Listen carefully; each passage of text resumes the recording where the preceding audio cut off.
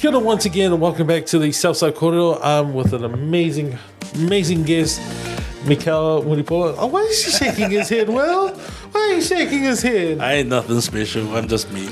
Oh, it's an animator, comic book artist, as well as IPW wrestler. I mean, that's more than amazing, honestly.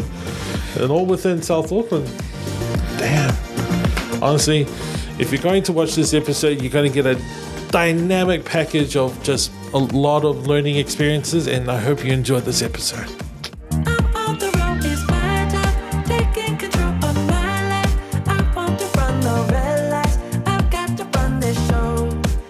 Malo le soifua, mo malelangi mama. My name is Michel Mulipola.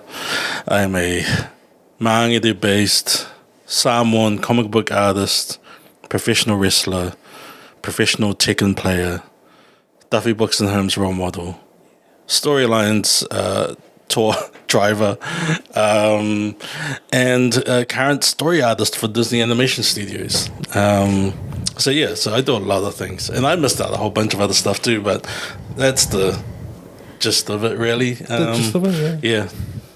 That's cool. You mentioned, because when I was doing your research, a lot about the animation side of things. What got you into doing animation? It's a funny thing, right? I'm a comic artist. The crux of it, I'm a comic artist. I grew up loving comics, drawing comics and whatnot. Animation was never on my radar in terms of a career, a goal or whatnot, you know. And so this job with Disney Animation is my first job in the animation industry.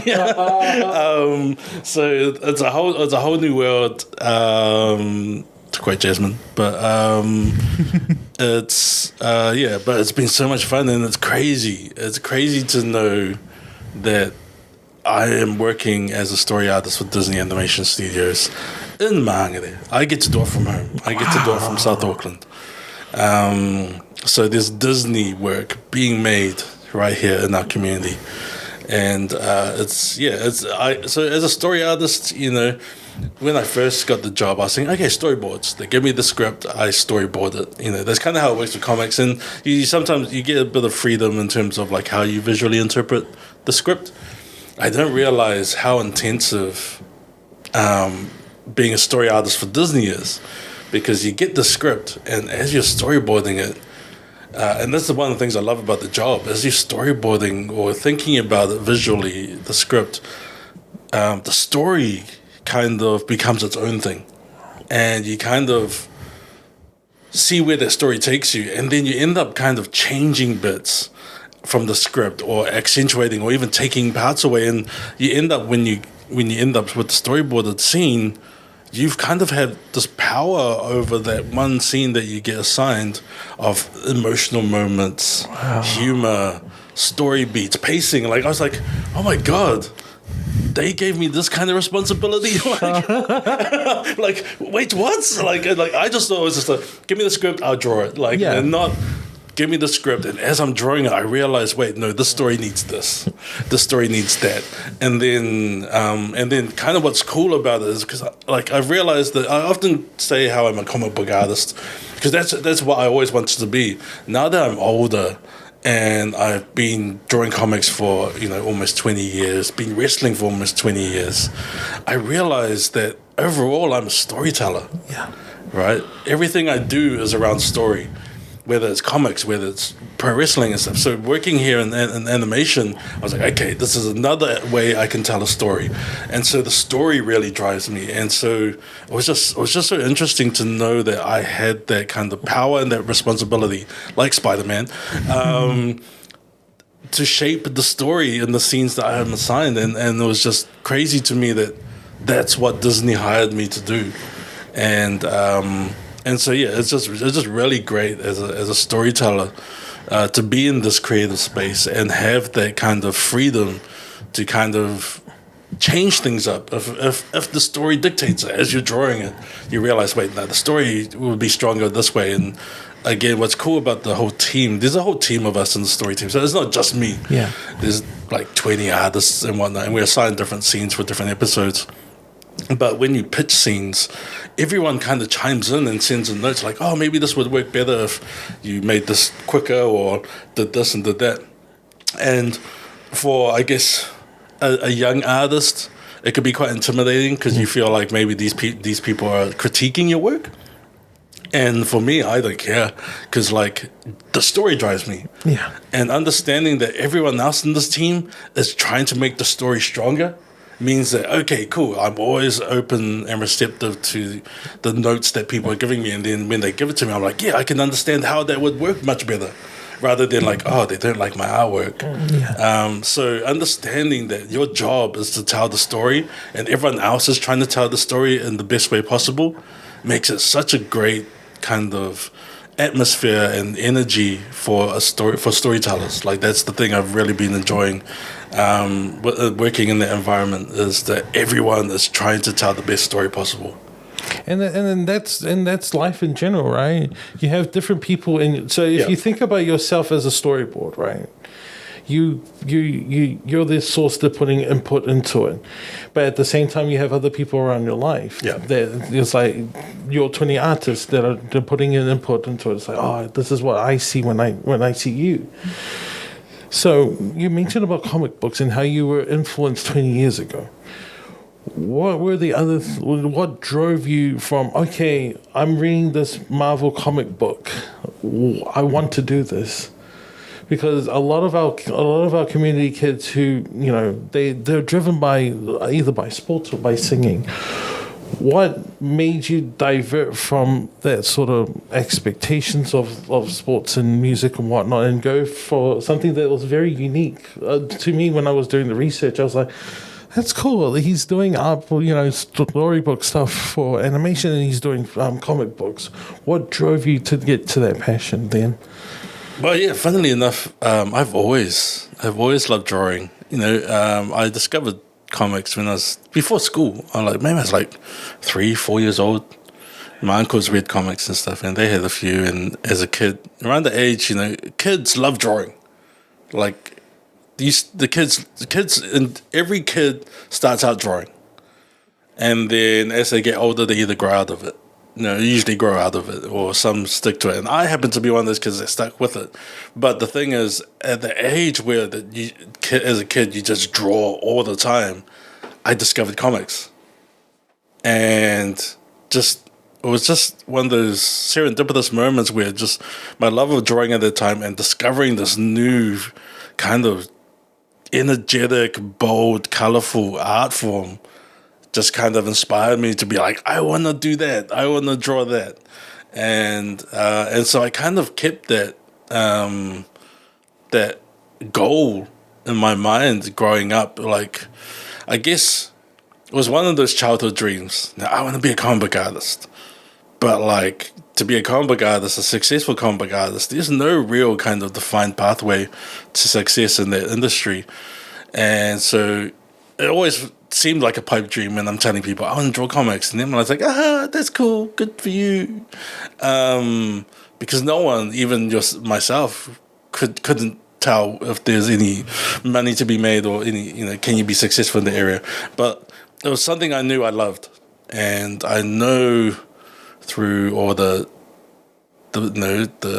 smack talk and the teasing and the bullying and stuff, I still had that kind of goal in the back of my mind, in the forefront of my mind. It was always something I did, and I somehow, just through sheer stubbornness, Samoan stubbornness, and determination, I just made it work. Like, I just stuck with it. And I guess I just wanted to see where it could take me. It was something I loved all of my life, that I felt like I needed to give it the best shot I could possibly, to see where it takes me. Yeah. It would be absolutely, I would say, like, soul destroying to have passion for something, so much passion for a thing, and never act on it, never see where it takes you, and I guess I just didn't want to have that kind of feeling hanging over me later in life. I was just like, just see where this goes, and it's taken me pretty far so far. So yeah, it's really weird to really kind of sit back and think about those turning points and stuff. All I know is that it was something I loved, and despite what other people were saying, I still stuck with it. I still held on to that. And so anyone that knows me since I was a little kid, like, they would be like, yeah, this is all the thing that he's always done. Like, it's not one of those, like, jumping on the trend and jumping on the bandwagon. It's like, no, this was something he always talked about, as a kid. And just, yeah, honestly, it's super surreal to be living your childhood dream as your reality. It's an impossible, like, you just thought it was impossible. But, yeah, I guess I'm proof that it is possible, which is weird to be in that position too. Absolutely, man. No, and that's the goal for a lot of our Pacific Island children is, especially for my parents, who work there. They work their ass off to come here and to provide a life for us. I tend to look to my mother and my father. My father was a hard worker, wake up 5 o'clock in the morning, and he does his cabinet making from 5 to like 5 o'clock in the afternoon and come back home. And I remember where he's like, son, try your best. I've been jumping from professions and whatnot, so from IT to creative to IT again.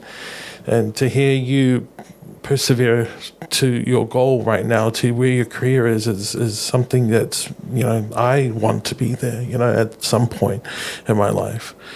And my next question is, what sort of tools or advice that you use throughout your time to keep you into that lane of, okay, I got this goal, I want to do it, and what kept you there and kept you going?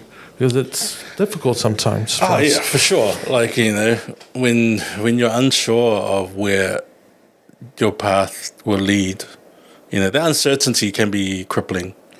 And full of doubt. Those doubts will always be there. I'm talking as a semi-successful artist, like I've got my shit sorted. But no, those doubts will always be there. It's how you deal with those doubts that really defines how you push forward. And I guess because for me, like, this is something that always seemed impossible. And the fact that I've made it possible, like, I just live every moment I get to enjoy that. Live in the moment. For me, I'm quite a chaotic person. So I don't really put a lot of stock in future plans. I kind of ride the wave as it comes. I live in the moment, because I've found in my experience that if you put a lot of stock in the future and how you want things to play out, creating those expectations creates limitations. And through those expectations, you kind of play up in your mind, like, if I do this, this is what's going to happen. But then when it doesn't happen, you're like, what do I do now? Like, no, this isn't what I planned. And so for me, I'm just like, okay, I do all of this stuff and I see how it plays out. And if it doesn't necessarily go the way I want it to go, I'm like, okay, how can I learn from that? How can I better prepare myself for the next time this kind of opportunity arises? But also, how can I also make that situation work for me if it doesn't go my way? And that kind of lackadaisical attitude can annoy people, because I'm just living the moment, and enjoying the moment. And for me, being in the present allows me to kind of navigate things a little easier. In pro wrestling, we call it kind of calling it on the fly. Yeah. So it's not about pre-planning your match. It's about, okay, what's the best thing in the moment, and go with that. Yeah. And that's kind of how I operate when I'm wrestling as well. It's like I know, like, here's the beginning, here's the end. If I'm the heel, I'm in control. So during the middle part, I'll just call it out there, because I want to see how the crowd, audience are reacting to it. So then I'll be like, okay, they need a little bit of pick me up. Then I'll kind of give them a hope spot or whatnot, and then I'll bring it back down. But like that allows me to live in the moment. and understand what's the best thing for that moment, rather than going, if I do this, the crowd should cheer, and then you do it, and then you get no reaction, then you're like, oh, okay. Yeah, I guess. it's that spot done well, you know. So that's kind of how I've lived my life, is just enjoying every moment and living in that moment. And the future is always uncertain for me, and in my mind it's always uncertain. Like, I do a lot of things to try and give myself the best possible chance, but I also don't put a lot of stock in making, like, if it doesn't happen, then cool, I can live with that. I can just change tack and figure out another way to get there. Or if it does happen, I go, okay, cool, work with that, like, and enjoy that moment, and build off that, learn more, become something else. That's kind of how I've always operated. I found, like, again, now that I'm older and a lot more seasoned as a storyteller and in this career, it's like I can look back and think about, okay, what are the things that kind of helped me navigate this unusual space, that I find myself in, and whatnot. And, like, one of the best things, again, it was one of those epiphanies that came to me a few years ago, where I was like, when I realized that I take a lot of risks. Because I've realized that my mindset, when someone has to. So here's the thing: in any kind of career you find yourself in, you cannot be risk averse. There are going to be times where you actually have to take a risk. Yeah. And those who are risk averse, who don't want to kind of take those risks, set themselves up for failure, because if you don't take risks throughout your career, when you finally have to take one. So I think of risks almost like, what's an analogy that I read, like a ladder, right? So your career path is a ladder, and each risk you take is a rung on that ladder and gets you higher up towards whatever goal that you're trying to achieve. If you're not constantly taking risks, the space between those rungs becomes further away. So it becomes a lot harder to climb. But if you're constantly taking risks, each risk you take is a little easier towards and a little further towards your goal. But then, again, if you're not taking those risks, you have to take a risk at some point. That space between rungs becomes almost impossible to kind of climb, because it could be too far out of your reach. You can't jump up and reach it or whatnot. So just taking those risks every time, like, just allows you to kind of be a bit more, I guess your risk assessment skills become so sharpened. You understand. So people always talk about, man, you're so proactive. You're like, you do so much stuff. It's like, because I've had to, like, what I do, no one's doing. So everything I do is a risk. Everything I do has, a chance of success and failure attached to it. And so that's why I'm always doing new stuff, doing crazy stuff to other people, crazy stuff, because I'm just constantly doing it. And I've realized, that when people take risks, or they have to take a chance on something, right? What's the thing they ask themselves? Can I do it? No, or like, no. Oh, yeah, sorry. Kind of like, what's the thing? Like, if you have to do something, take a chance, take a risk. What do most people ask themselves? What's the worst that can happen, right? Really? Yeah. Yeah, they're like, oh, what's the worst that can happen? I realized my mindset when it comes to those kind of chances and risks is, what's the best that could happen? And the change in that mindset allowed me to just kind of take every risk, every chance with positivity. Because I'm like, okay, if I take this risk and it pays off, I get to do all of this cool stuff. This crazy stuff. If I take the risk and it doesn't pay off, cool. I can still learn from that. Okay, you either win or you learn, right? And even in winning, you learn. But so just the act of taking that risk, and whether it succeeds or fails, I know I can learn from that. I can grow from that. So that's the best that can happen. So that allows me just to take chances. Yeah. And just hearing from that, because I am more of a, because hearing from that is different for me because I'm more of a conservative person. I'm sort of that person who's like, I'm watching every step to make sure that I'm not stepping on cracks and whatnot. I'm not stepping on every other's foot. But to hear it from that perspective is different. I'm literally watching it from a window's perspective, like window shopping. Yeah. You don't know what's out there in front of you until you actually step forward to look into the window and see what's in front of you. Because at the end of the day, for me, is that like you said, I'm future planning. I'm like, okay, I'm going to plan for this interview. I want to make sure that I hit these topics because this person, if I go out of the script, then what would happen? This person might I don't like this, walk off. I'm not thinking about that level of, if I take the chance to ask a question like that, then at the end of the day, it may go, and then I'll learn something from it. No, I'm just thinking, okay, if I ask this question, cool, the next question will be about this, future planning. I never thought of it that way. Yeah, it's like that's kind of how I view anxiety is those expectations you build up in your own mind of how you want things to happen, and when those things don't happen, then you're kind of like lost. You're like, no, that's not what I intended to happen. That's not what was supposed to happen.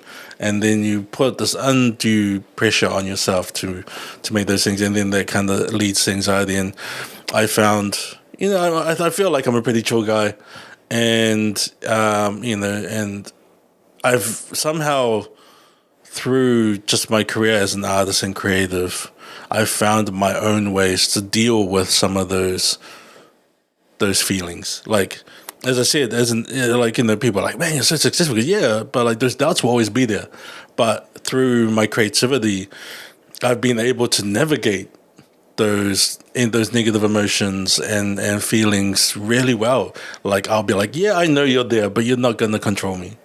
And luckily for me with pro wrestling, I have a physical outlet for those negative emotions. I get to take it out on someone else. But it's such a I think that's why I'm a fairly happy-go-lucky guy, because the art, the creativity, the storytelling, that's my outlet, for good and bad emotions, and it's also my way of dealing with any of those issues, and as I said, I always I acknowledge them rather than trying to pretend that they don't exist, but in acknowledging them, I also can say that I know you're there, but you're not. You don't have any power over me, So it's an interesting way. And through the thing is, I tell a lot of young artists, okay, the more you create, the more you understand yourself, the more you find your voice. Because to be a creative, you're constantly exploring your own mind to create the worlds and the artwork that you create, to tell the stories that you tell. And so the more you create, the more you get to understand yourself. And as I said, I've been drawing comics professionally for almost 20 years, and that's a lot of drawing and a lot of creativity, diving and exploring, and so I've gotten to understand myself a little bit better through that process. And I'm not talking like I have all the answers. I can only really speak of my own experiences, and hopefully speaking about my experiences and how I've kind of navigated the space and the creativity space as well can help others, and every artist has their own journey. Every artist isn't in competition with each other. A lot of artists kind of think in their minds I've got to be better than this person, or that person's so good. How can I think? So every artist has their own journey.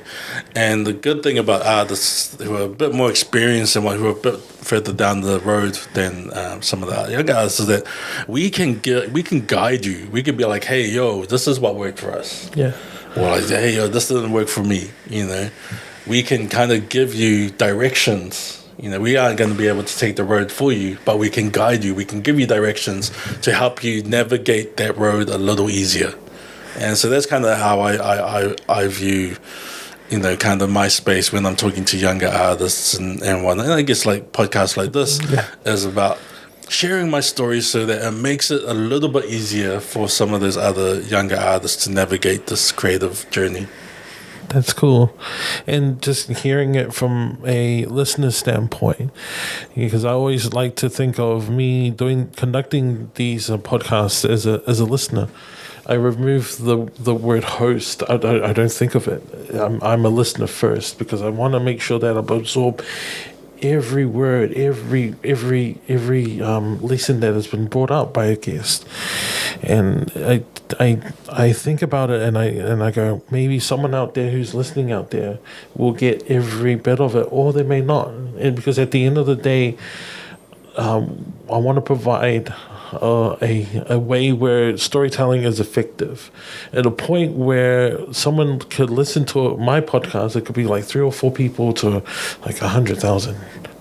But no matter no matter the numbers are or the statistics, that person could then go, I have a good glimpse of who Michel is, and what a small percentage of who that person is, and I can then take every lesson from what they are speaking, from every word. I can better myself, or I can take that risk and jump into it. So and like it's funny too, because I found, again, through just my experiences and I guess my expertise, or I don't know, my just being around for so long and creating for so long, I've also understood one of the things I've figured out is that the most important skill an artist or creative should have, every creative should have, is empathy. It's not about, like drawing fundamentals, like if you're an artist, like in that sense, drawing fundamentals and stuff, that's key and whatnot. But the most important skill for any creative is empathy, because you need to know people to tell the stories that really resonate with people.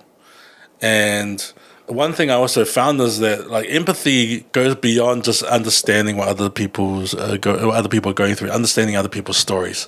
Empathy also relates to your environment. As an artist, I'm constantly opening myself up empathically to absorb and understand the environment I am, so I can draw that. I'm soaking up the vibes of places. I'm soaking up the environments. So that's another form of empathy as well, is allowing yourself to be open to, what's around you, not just people's emotions and stories. And just having empathy allows you to tell those stories. Whatever medium you find yourself in as a creative, empathy is what makes your stories connect with others. And so, so like over drawing fundamentals or anything like that, like empathy is key. And I think a few people don't even understand that. They'll probably hopefully come to epiphany further down the track, but like as someone that's further down the track, I'll be like, yo, young kids, work on your empathy. And whatnot. And as an artist as well, like if people follow me on social media, I'm quite outspoken. I can be quite intense about certain issues too, because along with empathy, integrity is a big thing for me. Because as an artist, what you have to say has to have an aspect of integrity. It has to mean something. It has to have some sort of truth. Even if it's like as fantastical as it can be, the empathy and the integrity, the truth of that story is what connects. Yeah. You can use whatever subject matter you want, but it's that human experience, that truth in there that's hidden within the shiny veneer of style and themes is what is connecting with the audience. And so integrity and empathy are huge what would you say, like touchstones for me navigating this career path and whatnot, because I feel like those intangible qualities that every good storyteller should have kind of driving them. And when you say that, and I think about it, we don't allow ourselves to have that time to do that sort of things. We have the empathy and have the integrity. We live in this fast-paced world where I don't have enough time to think about this. I have to move, like we were thinking about the future planning. I'm already have this plan. I don't have enough time to have enough time to do that thinking of empathy. I got to move on. If that person next to me or the environment around me, I don't focus on that. I'm more like in a tunnel vision. Yeah. And just going, okay, I'm in that vision into going to the future. That's it. That's all I see. And to hear it, because I'm like that once more. I'm like that tunnel vision where I'm just like, I got this goal. Once I finish this podcast, that's it.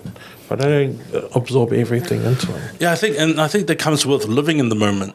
I get, like the way I live in the moment is because it allows me just to kind of sit there and go, look around and just, as they say, smell the flowers, right? I remember walking around New York, and I was just walking around, looking up and around at the architecture and admiring that. And obviously, because it's New York, it's fast paced, everyone's trying to get somewhere. I was walking, obviously, slow to their standards. And obviously, I would not be surprised that if I was pissing people off, but I'm also a big Samoan dude, so no one was going to do anything about it. But it was interesting to see that, to feel that, because I'm just like, I am really loving this architecture. I'm just going to take my time and take it in, and everyone else is just whizzing by, just trying to get to where they need to be.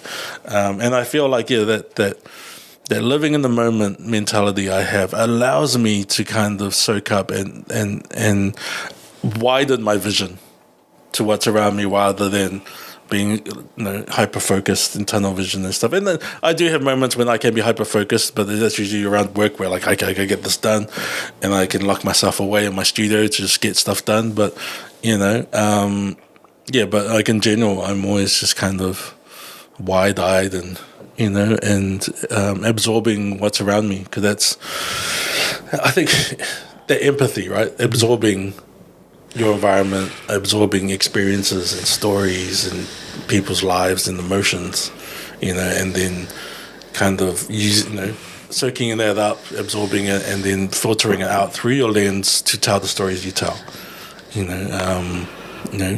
Portray the human experience as best as you can. Absolutely. And just today was an amazing episode, and I just want to thank you. Thank you so much. Oh, that's cool. It's I apologize. Like I often have been told that I talk too much. Oh no! But then also at the same time, I do so much. It's really, really hard to contain the breadth of what I do and my experiences in the short episode. But I appreciate you guys reaching out and chatting to me, and I'm glad that this is kind of community based. Yeah. As I said, like that's something I'm big on, community. Sharing our stories to show our people what's possible within our communities. Absolutely. When you see one of your heroes, and this is from my perspective, when you see one of your heroes go on the news and go, hey, I'm working from my garage in the most biggest company, and everyone can know who it is by the 2 ears in the face. Yeah. And you going up to everyone and going, you can do it. I'm living the dream at this point. Whoever's listening to this and you're doing this podcast on the goodness of just like allowing us to share this moment, that person can go and listen to this and go, hey, I can be the next wrestler that I can be, the best that I can be. I can be the next Tekken player to go to Evo, or I can be the next Marvel comic creator. And I want them to know that the person right next to me is going, hey, we can help you with it as long as you're willing to. Yeah, no, it's interesting, but that's this responsibility you have, being in this community. You don't exist in the bubble. Yeah. There's, even though I've done a lot of things on my own, air quotes, I've had amazing support from friends and family and fans. And community is key to that. So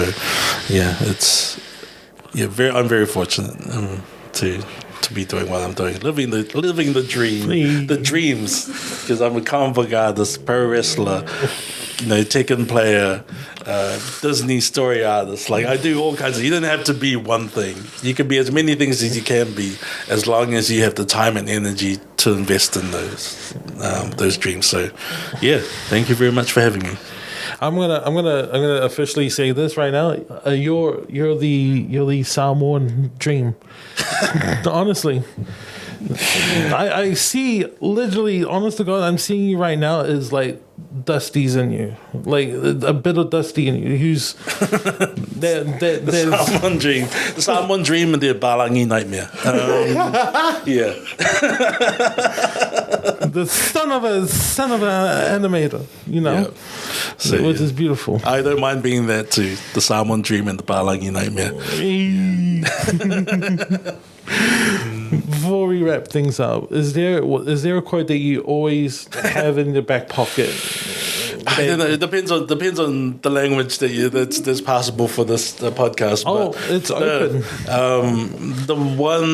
The one thing that has always guaranteed success for me that I've found is that in order to succeed, you only need to do two things: do the work and don't be a dick.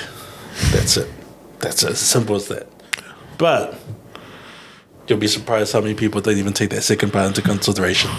But yeah, that's it. Do the work and don't be a dick. That's how I've gone to get to where I am.